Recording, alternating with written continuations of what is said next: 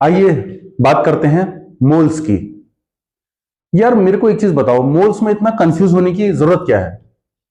अच्छा, अगर मैं बाजार में जाऊं और दुकानदार से बोलूं भाई साहब मुझे 1 दर्जन अंडे चाहिए, तो वो मुझे कितने अंडे देगा? 12 अंडे देगा ना। अगर मैं संतरे लेने जाऊं और बोलूं कि भाई साहब मुझे 1 दर्जन संतरे दे दो, तो संतरे कितने देगा? 12 ही तो देगा। तो 1 डजन का मतलब है 12। 12 क्या? 12 अंडे भी हो सकते हैं, 12 एप्पल्स भी हो सकते हैं, 12 संतरे भी हो सकते हैं, 12 कुछ भी, है ना। अगर मैं 1 पेयर की बात करता हूं, 1 पेयर में कितनी क्वांटिटीज होती हैं? 2।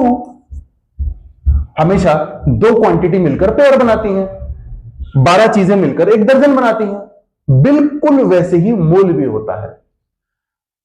1 mole is equal to 6.023 into 10⁻23 items होता है। आइटम्स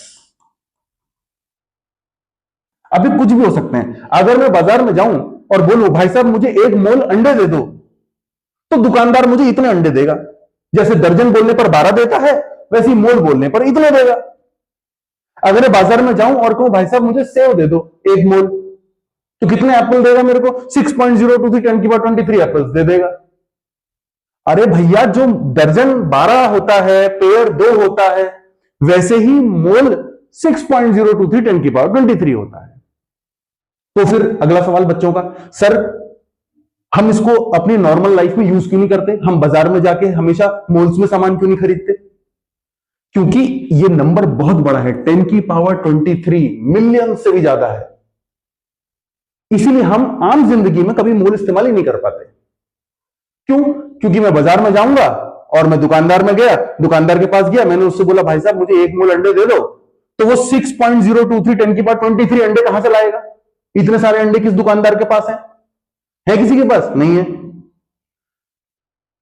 इसीलिए नॉर्मल लाइफ में, और अगर मिल भी गए इतने अंडे, तो करोगे क्या इतने अंडों का?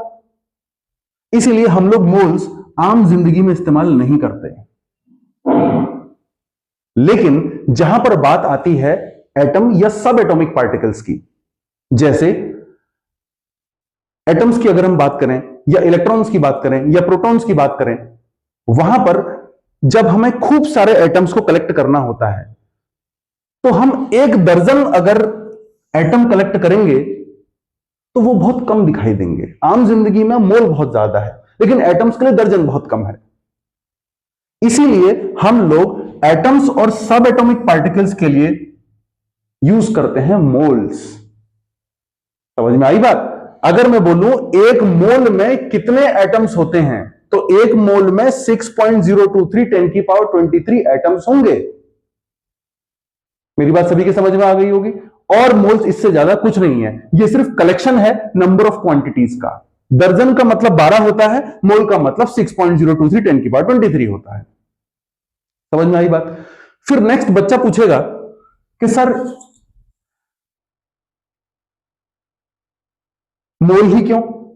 ऐसे तो मैं भी रात को सोऊंगा, सुबह उठूंगा और बोलूंगा बेटा 8.936 इंटू 10⁻28, इसको मोल की जगह झोल बोल दो।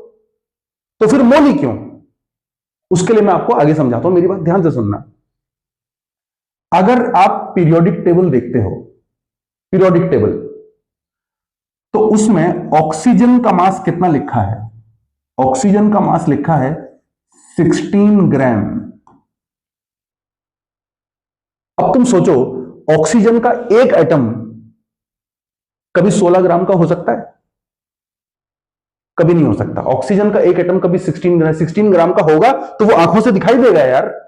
एक तरफ तो आप बोल रहे हो कि सर एटम आंखों से दिखाई नहीं देता, एक तरफ आप ये बोल रहे हो कि सर एटम 16 ग्राम का है। अरे भैया, पीरियोडिक टेबल में जो मास दिए रहते हैं वो एक एटम का होता ही नहीं है।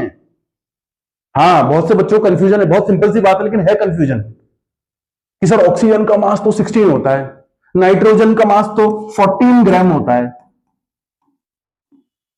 ये एक एटम के मास नहीं होते जो पीरियोडिक टेबल में लिखे रहते हैं। ऑक्सीजन का एक एटम कभी भी 16 ग्राम का नहीं हो सकता, नाइट्रोजन का एक एटम कभी भी 14 ग्राम का नहीं हो सकता। एक्चुअली में पीरियोडिक टेबल में जो मास लिखे रहते हैं वो 6.023 इंटू 10 की पावर 23 एटम्स का मास होता है। यानी अगर पीरियोडिक टेबल में लिखा है ऑक्सीजन का मास 16 ग्राम है, तो इसका मतलब है 6.023 10 की पावर 23 एटम्स जब इकट्ठा होंगे ऑक्सीजन के, तब वो 16 ग्राम बनाएंगे। जो पीरियोडिक टेबल में मास गिवन है, मैं बार बार रिपीट कर रहा हूं, वो एक एटम का नहीं है, वो 6.023 10 की पावर 23 एटम्स का मास होता है। इसीलिए इस मास को, क्योंकि ये 1 मोल एटम का मास है, इसको हम लोग बोल देते हैं 16 ग्राम को हम लोग बोल देते हैं मोलर मास। क्या बोल देते हैं बेटा? मोलर मास, क्योंकि ये एक एटम का मास है ही नहीं, ये तो 1 मोल एटम्स का मास है। मेरी बात समझ में सभी बच्चों के आ गई होगी? अच्छा, ये जो नंबर है ना 16, ये बड़ा चमत्कारी नंबर होता है। इसके और भी कई मतलब होते हैं। ऑक्सीजन के ही एग्जाम्पल लेके मैं आपको समझाता हूं। देखो, ऑक्सीजन 16 ऐसे करके पीरियोडिक टेबल में लिखा रहता है 8O16। 8 का मतलब क्या है? नंबर ऑफ प्रोटॉन्स, और इसको हम क्या बोलते हैं? Atomic number. और जो ये ऊपर 16 लिखा है, इसके एक नहीं, इसके 3 मतलब होते हैं मेरे भाई। अगर आप 16 के पीछे से ग्राम लिख दोगे तो इसका कुछ मतलब है। अगर आप 16 के पीछे से AMU लिख दोगे तो इसका कुछ और मतलब बन जाता है।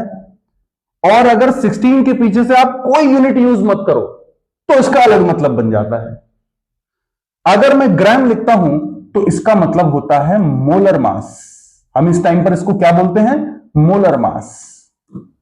यानी जो अभी मैंने समझाया, 6.023 10 की पावर 23 ऑक्सीजन के एटम्स इकट्ठा होंगे और वो बनाएंगे 16 ग्राम, राइट? अगर मैं AMU लिख देता हूं तो इसका नाम होता है एटॉमिक मास। एटॉमिक मास यानी अगर मैं 6.023 10 की पावर 23 एटम्स ना लूं, सिर्फ एक एटम लूं, तो ऑक्सीजन के एक एटम को हम ग्राम में नहीं नापते। ऑक्सीजन के एक एटम को नापने की स्मॉलर यूनिट है, दैट इज AMU। ऑक्सीजन का एक एटम कितने मास का होगा? 16 AMU का होगा। और अगर मैं 16 के पीछे से कोई यूनिट यूज ना करूं तो इसका नाम होता है मास नंबर। इसको हम उस टाइम पर क्या बोल देते हैं? Mass number. देख रहे हो, एक ही नंबर के 3 काम हैं। वही 16 मोलर मास भी है, वही 16 AMU भी है, वही 16 मास नंबर भी है। अगर ग्राम लग दोगे तो मोलर मास बन जाएगा, यानी 6.023 10 की पावर 23 एटम्स का मास बन जाएगा। अगर आप AMU लिख दोगे तो वो एक एटम का मास कहलाएगा। और अगर मैं कुछ नहीं लिखूं तो इसका मतलब मास नंबर बन जाएगा। मास नंबर को अगर आप और समझो तो मास नंबर का मतलब होता है number of protons plus number of neutrons. Protons की न्यूक्लियस के अंदर प्रोटॉन्स और न्यूट्रॉन्स होते हैं, तो अगर आप ऑक्सीजन के अंदर के प्रोटॉन्स और न्यूट्रॉन्स को जोड़ देते हो वो भी 16 निकल के आएंगे। कुदरत का करिश्मा ही ऐसा है। देखो, हमारी कुदरत का इतना बढ़िया करिश्मा है, एक ही नंबर हमें 3 चीजें बता देता है। ऐसी ऑक्सीजन की जगह नाइट्रोजन के बारे में सोचो आप। नाइट्रोजन का नंबर लिखा रहता है 14 ग्राम का मतलब जब 6.023 10 की पावर 23 नाइट्रोजन के एटम्स इकट्ठा होंगे तब 14 ग्राम बनेंगे। एक एटम थोड़ी 14 ग्राम का होगा यार। अगर एक एटम 14 ग्राम का होता तो वो आंखों से दिखता। एक एटम तो हमें आंखों से भी नहीं दिखता, तो वो 14 ग्राम का कैसे हो सकता है? मेरी बात समझ आई? वो 6.023 10 की पावर 23 एटम्स का मास लिखे रहते हैं पीरियोडिक टेबल में। और अगर AMU लिख दोगे 14 के पीछे से तो वो क्या बन जाएगा? एक एटम का मास, एक सिंगल एटम का मास जो हमें आंखों से दिख नहीं रहा। और अगर कुछ नहीं लिखूंगा उसके पीछे तो वो क्या बन जाएगा? उसी नाइट्रोजन का मास नंबर, यानी नंबर ऑफ प्रोटॉन्स और नंबर ऑफ न्यूट्रॉन्स अगर ऐड किए जाएं न्यूक्लियस के अंदर नाइट्रोजन के, तो वो भी 14 ही मिलेंगे। इसीलिए ये ऊपर वाला नंबर बड़ा ही चमत्कारी नंबर होता है। अब न्यूमेरिकल्स में जैसा हमको जरूरत होती है उस हिसाब से हम ऊपर लिखे गए नंबर का इस्तेमाल इन 3 तरीकों से अलग अलग न्यूमेरिकल्स में कर लेते हैं। मेरी बात सभी को समझ में आ गई होगी, है ना? ठीक है, इसको अपनी कॉपी में नोट करो। इसके आगे नेक्स्ट मैं आपको और चीजें भी इंटरेस्टिंग बताता रहूंगा। Thank you very much.